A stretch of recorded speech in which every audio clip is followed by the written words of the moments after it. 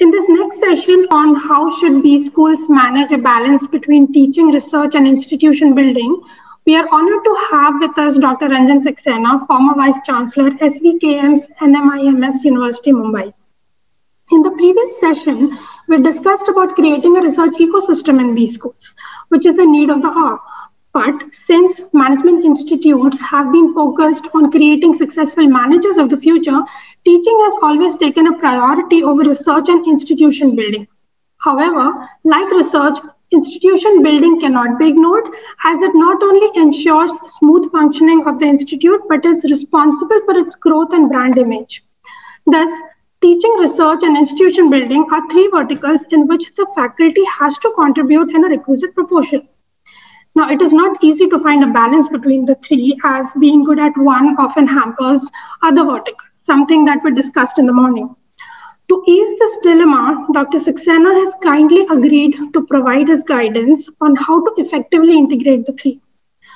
Dr. Ranjan Saxena is an institution builder, marketing academic, and an author. He is former Vice Chancellor of Narsi Monjee Institute of Management Studies. Prior to that, he held the position of Director IIM Indore, IBS Gurgaon, and SP Jain Institute of Management Studies and Research, Mumbai. He earned his graduation from Shri Ram College of Commerce and PhD from Delhi School of Economics. Starting his career in academics at Delhi University, he later taught at various Tier 1 B schools across India, in addition to University of Calgary and Canada and Pace University. He has published over 80 articles and 24 cases in national and international journals and published books on marketing. He has advised leading Indian and multinational companies, including Parley, Bajaj Electricals, HDFC, to name a few, and trained over 20,000 executives. Dr. Saxena has held leadership positions in management education and higher education bodies and was conferred awards for institution building, leadership, teaching excellence, and distinguished alumni. One of his most recent awards is IMA's Keval Noria Award for Academic Leadership in Management Education. He has co-founded with other educators and industry professionals the Open EdWorks, which is a consultancy, training, research, and network organization. Thank you so much, sir, for taking your time out for us. May I now request you to take over the session from here. Thank you very much, Professor. I must, at the outset, thank Dr. Chaturvedi and the BIMTech community for inviting me over today to be sharing my own understanding of what it takes to build what I have always said, a superhuman faculty. That's something that we all keep saying. The management faculty, or even today, the faculty within the universities have to be going beyond just simply the defined role of teaching and the so-called research itself. So let me start by taking a look at what has really been happening around, and maybe depending on the time that I have at my end, I'm going to share with you a performance management system that was developed at NMIMS by the board's HR committee. But something which was really happened was through a wide consultation with faculty and the deans, that entire system got developed, and finally it has got implemented in 2020. Once we were able to bring in an appropriate software, because that required a lot of software itself. It couldn't have been done in a through any other kind of a way by itself. So let me start by looking at it from the perspective of what has really been happening around. You know, traditionally, if you look at a management school or a university, we have generally believed that, well, your role as a faculty is either to teach or to engage in research. But I remember my day in XLRI, my very first day or this first week of in XLRI back in 1980, when I was introduced in the faculty group and I went over to my faculty chamber, I was a little amazed and a little and quite intrigued by the fact that I'm going to be having a chamber to myself. I would be having a secretary to myself, and I would be having a research associate to myself. I did not know what am I going to be doing from starting from 9 o'clock in the morning and having to be sitting over there till almost about 5:30 or 6 o'clock. And some people used to sit almost till late at night. So one day I just went into, and very soon, I mean, in just about a week's time, I just went over to one of my senior faculty, who was at that time the chair professor in finance. And I known him from Delhi University. And I asked him, I said, what do you do? Why are we really having that much of a resources? What is the faculty expected to be doing? So he said, well, look at what I'm doing. And I said that you are engaged in research, because he was a research chair. But he said, I also teach. I said, okay. Then I went over to the director at that time and the dean over there. I said, what do you expect of the faculty?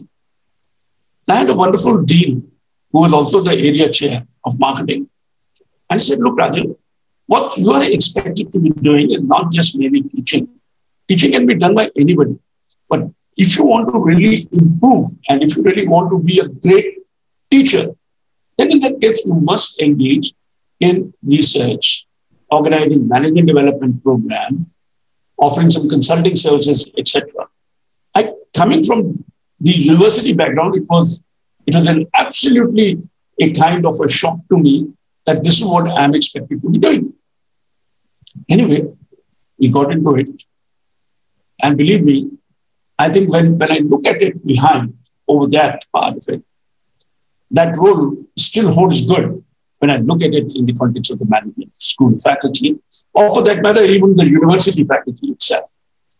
Now let's come to today, that is 2020, or let's say in the last one decade. If you look at the last one decade, this has been a decade of expansion. This has been a decade of growth. As Dr. Chaturvedi was just mentioning, the Birla, for example, today have 2 universities, and apart from, the BIMTech and also the BITS Pilani and also now the BIM, which is now starting in Navi Mumbai, etc. So everybody has expanded. And when everybody has expanded, there's been a demand for faculty. But at the same time, there's another kind of a factor that has really happened, which is the market forces have now become more and more dominant with the growth itself. We find that, well, the ranking agencies and the accreditation agencies now started, ranking and accrediting the institutions. That became an important input to what we call it as the brand building, the credibility, the reputation of an institution. Almost all of us competed with each other on the basis of the rank or on the basis of the accreditation, and finally on the basis of the reputation itself. Now, in this reputation management, clearly, faculty had a very, very important role to play. What I call it as a triad of the institution development. That one is obviously the faculty, which is critical. The second is the academic part, that is the teaching part. And the third is what I call it as a research part. So this became a very important part in this entire composition itself. The faculty obviously wanted more and more time for research, especially when it came to impactful research. The research that would be published in high impact journals, or for that matter, let us say research that would get published in journals with a high citation index itself. And clearly, the trouble with the director now came, the leader was, how do I give to that much of a time? I have resource constraint. Unlike a government-funded institution, where resources are not a constraint, where everything is really driven by the grant model itself, in the case of the private sector, one of the most important things that I have come about to know, that the biggest challenge for the leader is how do you manage your resources, not just merely financial, but also the human resources in a manner that you get the optimal results. You are able to get the best of the results. And therefore, I realized, and this is where I would say from my experience, and this was also emerging, that there were clearly two kinds of sets of functions within the institution. One were the academic functions, and the other were the non-academic functions. For example, marketing is a completely a non-academic function. HR is a completely a non-academic function. Admissions is a non-academic function. Now, in the conventional model, there was a faculty who was actually looking after almost every non-academic function too. But today we find that the growing role of professionals in the university and in the institution also, with professionals coming in, with a greater degree of professionalization of the non-academic functions, now time was made available to the faculty to now engage in teaching and research. And again, the part that comes up is that is really, can a good teacher be also a good researcher, or vice versa? I believe that it is a myth. And let me tell you why.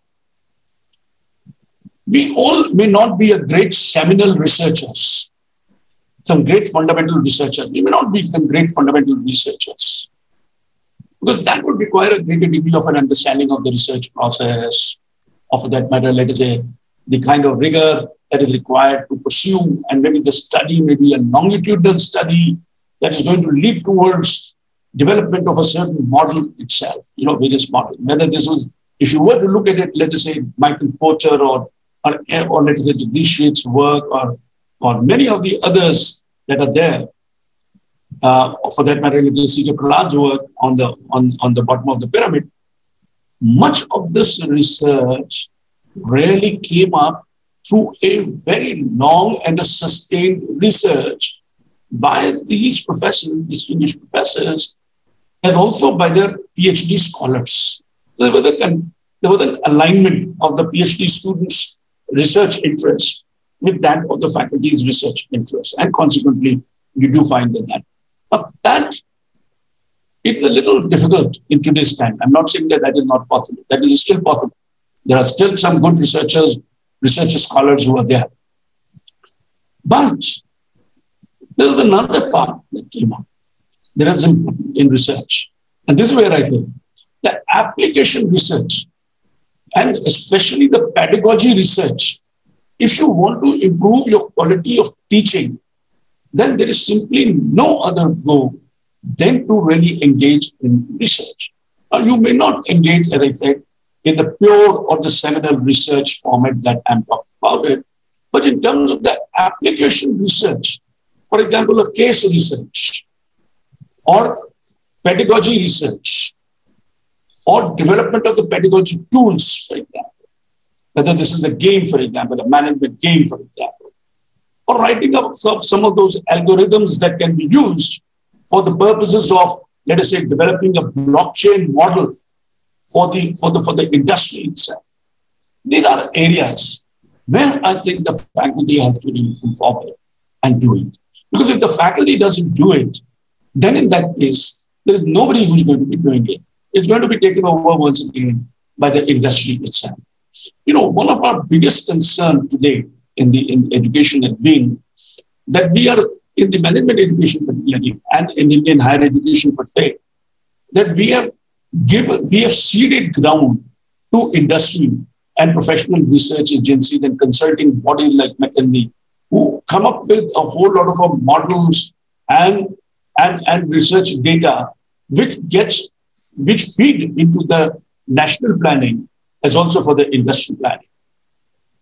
Ask yourself the question, is it not time that we should also do something in this area?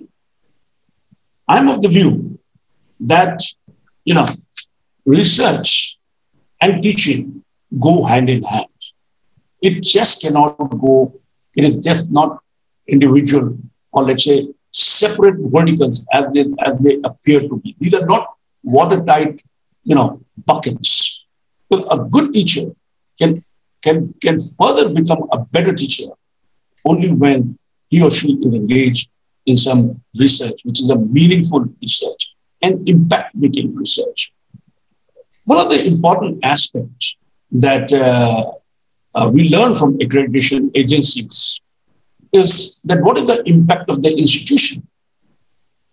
Increasingly, whether this is, for example, AACSB, one of the biggest question is that what is the impact of the institution? Now, how do you assess the impact of the institution? On what basis do you really assess the impact of the institution? What we realized as we were going through the AACSB process at NMIMS or EMBA process, or for that matter, NAC and others that were there, that essentially we are talking about 4 areas. One was education programs. So obviously the kind of program that you have, the quality of the program, the quality of teaching over there, and also the faculty research. So these were the 2 very important parameters. And the third one was social outreach. And the fourth one was alumni. How well your alumni is really doing, what kind of an impact your alumni is really making on the economy, on the society itself. So I believe, and this is where I have been saying, that there has to be an alignment of teaching interests with that of the research and consulting interests. And let me share with you something important. Oh yeah, something which is important. I have a faculty member who engages in blockchain research and also offers consulting in blockchain. But when it comes down to teaching, he teaches corporate finance. Or he teaches other areas which are there in the finance area. Or he goes about and teaches financial analytics. There's another teacher who teaches faculty who teaches maybe 10 courses in a year or 12 courses in a year. And when I would ask him, or when I'd asked him for the research, he said, sir, I'm not able to get the time. Where is the time? I said, then on what basis are you innovating in your courses?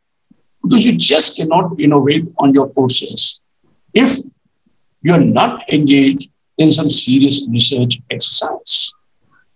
So therefore, when I started looking at it, and this is something which is important, I said that, well, we're going to be putting down a slab, a maximum slab, that no teacher would really teach for more than so many number of courses, which means I want to give you the time to engage in your research.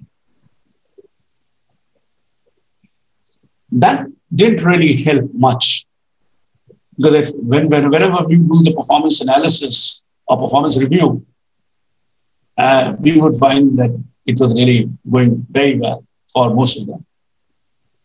So then we said that, okay, fair enough. Let's just understand that performance review is only for a specific year.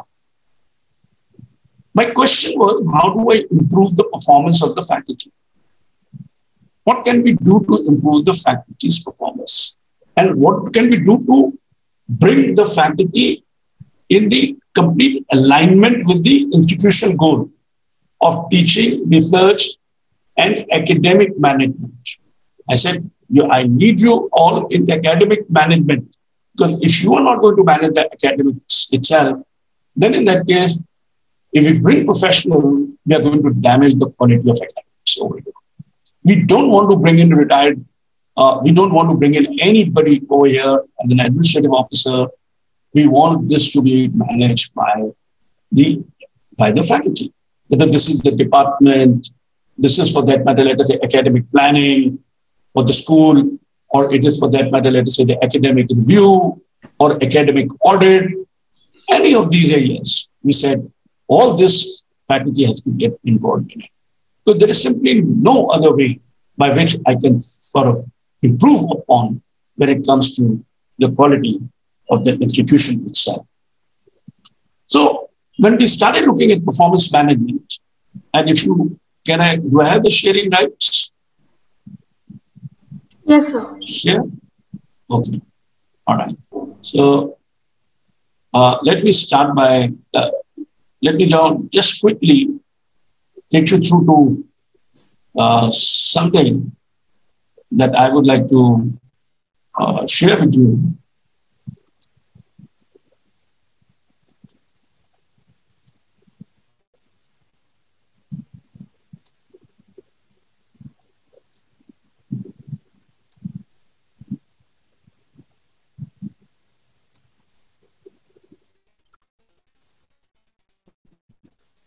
Is it visible to all of you? Yes, sir, it's visible. It's not visible? It's visible, sir. Is it visible? Yes, sir. Am I audible? Yes, you it's are. Visible. All right. Yeah. Okay. So we now this is something. Yeah. Now, this is something that we developed. Our HR department developed in with a great degree of an advice, or I would say with advice from the board HR committee. Board HR committee consisted of the industry personnel, two of the key HR managers who are very well known for their academic interests, etc.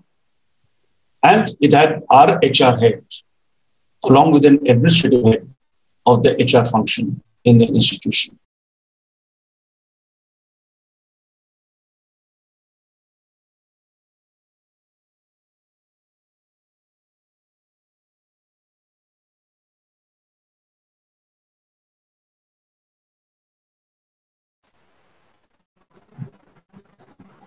Yeah. Did it? Am I there? Yes, sir. I think the connection got lost in between. So is it there? Yes. Screen is there? The presentation is not there anymore. You may have to reshare it. Okay. Okay. Okay.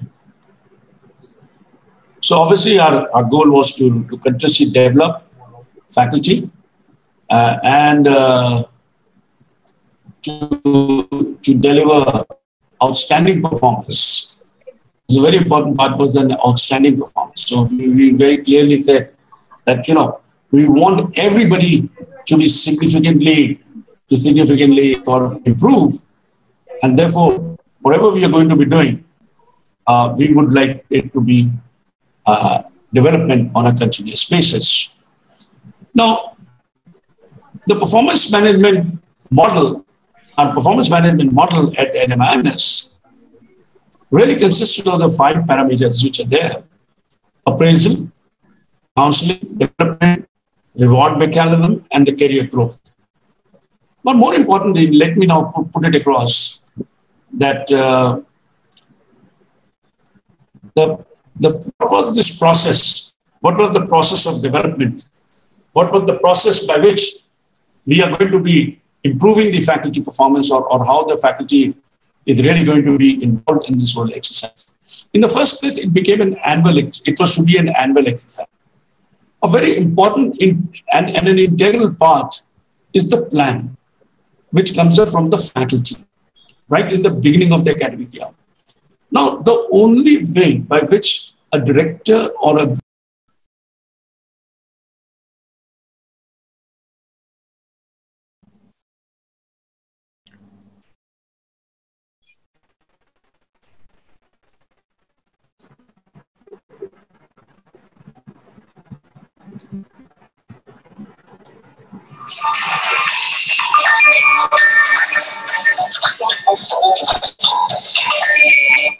Ranjan sir, are we audible? I think.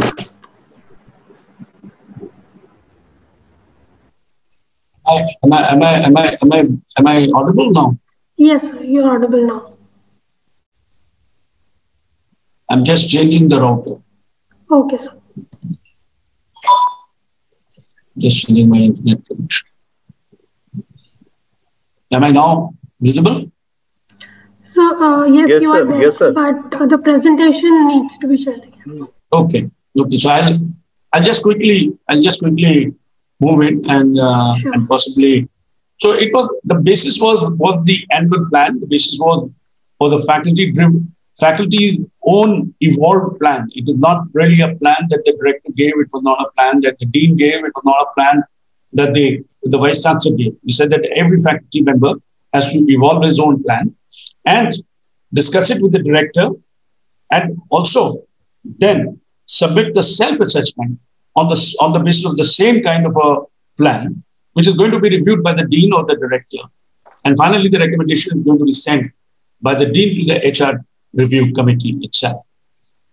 Now, the important thing in this whole exercise was to really define the assessment parameters. Now, if you were to look at it, we talked about 6 kind of goals that we believe that all faculty members need to be pursuing. But then they had the choice. They can possibly choose between these 6, what is it that they would want to do.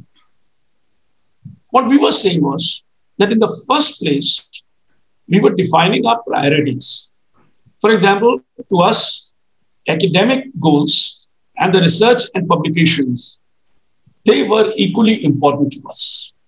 We said we would want the faculty to be involved not just merely in teaching, but also in research and publications. And therefore, both had that kind of a weightage of 30%. So that really indicated that what was the priority of the university itself or to the priority of the institution. The other 4, like student development, department and institutional development or the responsibilities, self-development, consultancy and training and MDP, each of them really had a 10% kind of a weightage. Now, what may have happened, what could have happened, and we said that, well, as far as possible, you should be able to, sort of spread out yourself in all these activities. Now, it could be that somebody would have spent more time on academic part, only on the teaching part, and would have lagged on the research and publication part, and or may not have been engaged in any consultancy or training, but then was extensively involved in the research and publication. We also believed, and this is something which was important for us, this is where the faculty all participated. He said, what is it that is going to be determining our plan of action, the administrative action that's going to be flowing? And we said that if you score only 60% on all these parameters in total, then you will need counseling. They're not going to throw you out. But if you were in the 75 to 80%, we considered it as a B. So we gave you the development, opportunities plus rewards. So if you were to be going to Harvard, then that kind of a nomination would come up only when you are in a 90% kind of a category or in an 80 to 90% kind of a category of a category itself. Now, equally important to us, and this is where important it was, for the faculty to understand what did each of them really mean. And so they were under each of them, we had defined what was the meaning of the academic goals, what is it that is expected of them. Say, for example, design of simulation, structured experiences, caselets, and videos to enhance understanding of concepts, lab work, workshops, field exercise, etc. Now, these were only suggested. We said one innovation, at least in a year. And the context of innovation need to be documented and need to be illustrated wherever possible. You cannot say, well, this is something that I have done. I have innovated on this. But we said, no, you must really give us a context of why you really did it. What were the reasons of doing all this kind of an exercise that was there? Or for that matter, let us say, completion of all the sessions. Of course, that was something which was already given part of it. But the important next part of it, look at it, development of a new course or upgradation in the syllabus from time to time. Look at the kind of targets that were there. Look at it, what we were saying. Minimum 20% change in the course design or in the course content, etc. Now, all this, if you were to really see it, requires research. It required secondary research. It required a field research to be able to really do that and perform over here. Likewise, this was a research, or let us say the research goals that were there. Research and publication goals that were there. So we said that what is it that we are saying? Now here, if you were to look at it in terms of the publication, we said we are wanting at least one journal paper published with an impact factor of 1, more than 1, and at least one book in a period of 2 years. We said it is going to take at least that much of a time period.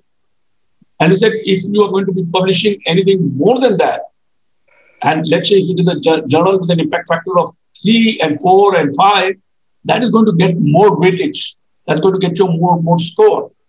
If you are going to be coming up with let us say a book which is a more researched book, then in that case you're going to get more weightage as compared to, let us say, doing a textbook, for example. So we were, sort of spelling it out almost at every place itself. Each of these, if you were to look at them, they were about 6 items.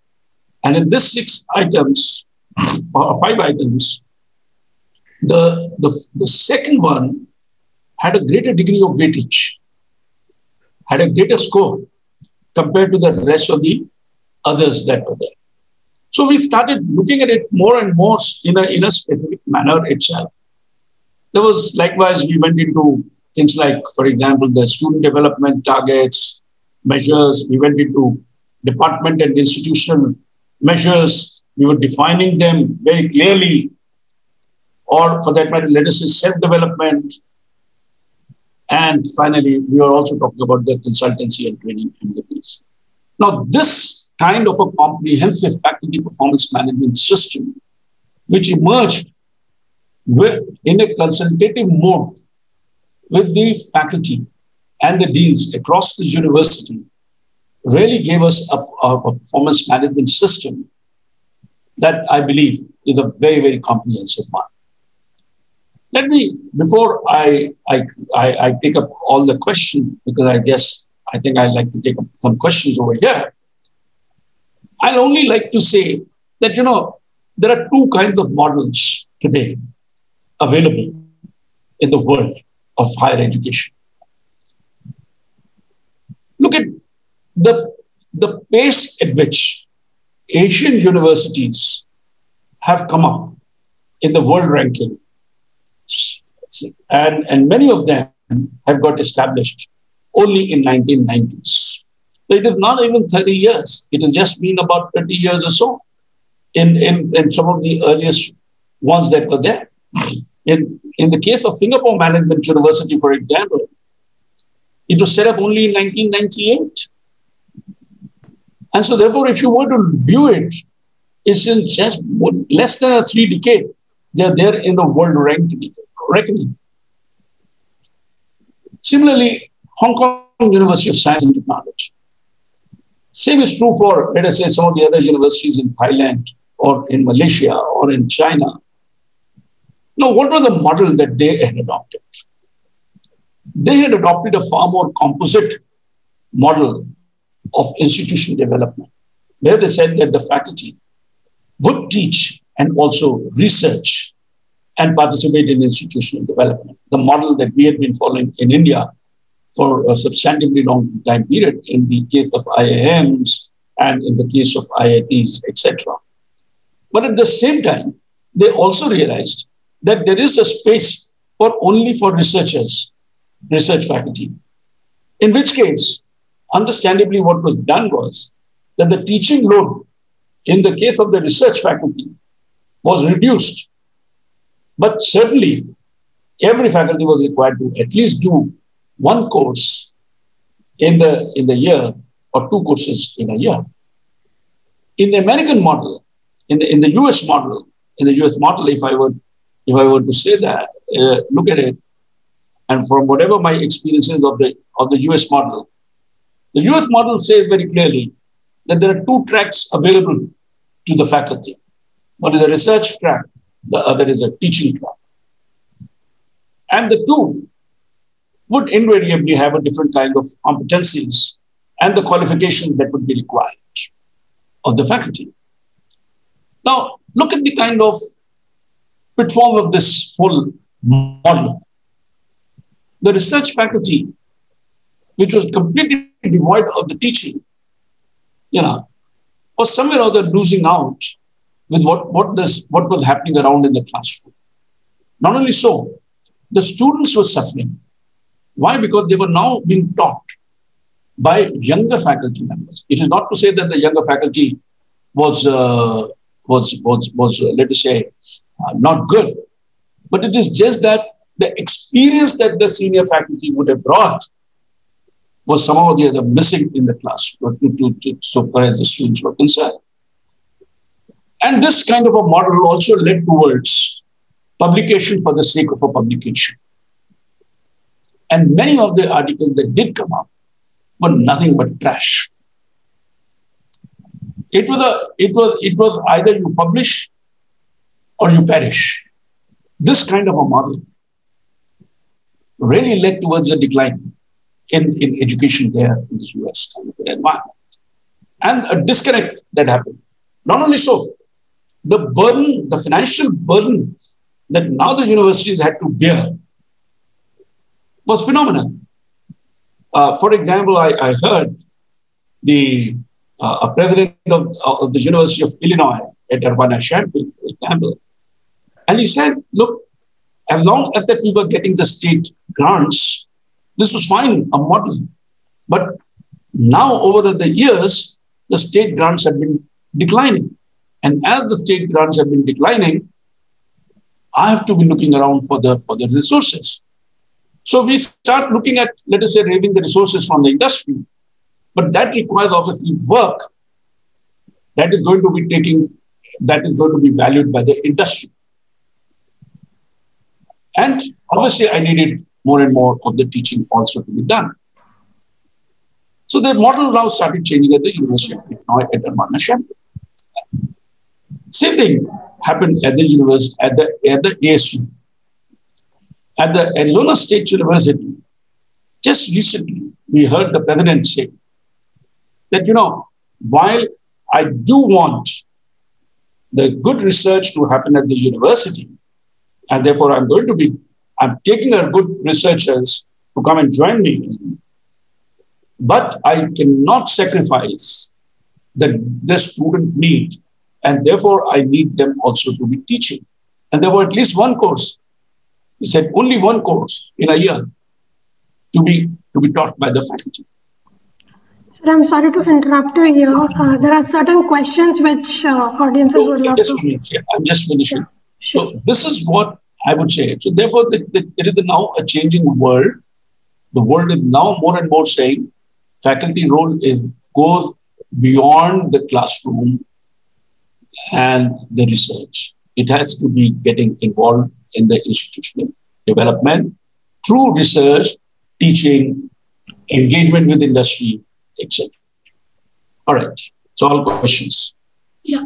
So we have a few here. Since we have 5 minutes left, I'll try to wrap up as many as possible.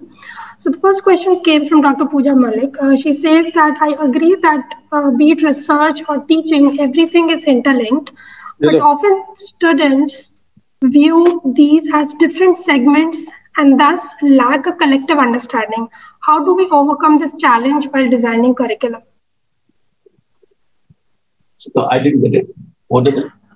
So she's saying that although research and teaching is interlinked, but students view it as different segments. So how do we collectively bring it together within the design curriculum so that students also understand that research is important and vice versa?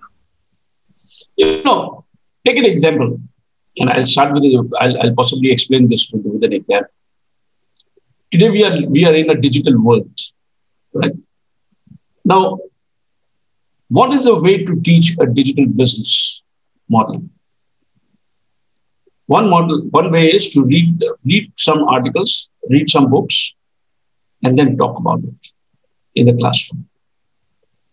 The other is to do some research, maybe a small research, and then present that or integrate it when you are doing, for example, if you're doing something in the area of, let's say, digital marketing, then if you were to really view it, and if you were to talk about what is the change that is happening in the digital marketing, and much of that change the student is able to relate to. In much of the digital business model, he is able to relate to. Now, your understanding of the business model and the digital marketing cannot be complete if you were to only base it on the textbooks or the articles that you would have read. They will help you to understand, but your own kind of a understanding based on your own research is more important in all this exercise. Okay. Another question that comes from Dr. Anuj Sharma. He says that for promotion of faculty, how did the management of university viewed the case if contribution of a particular faculty was higher in one parameter and lower in another against the overall laid out factors? You know, when we are doing the, let's say, a review for the promotion purposes, what was important to us was an overall score. That was first thing. Second, we were now defining, even that for promotion purposes, what is it that we would be now wanting?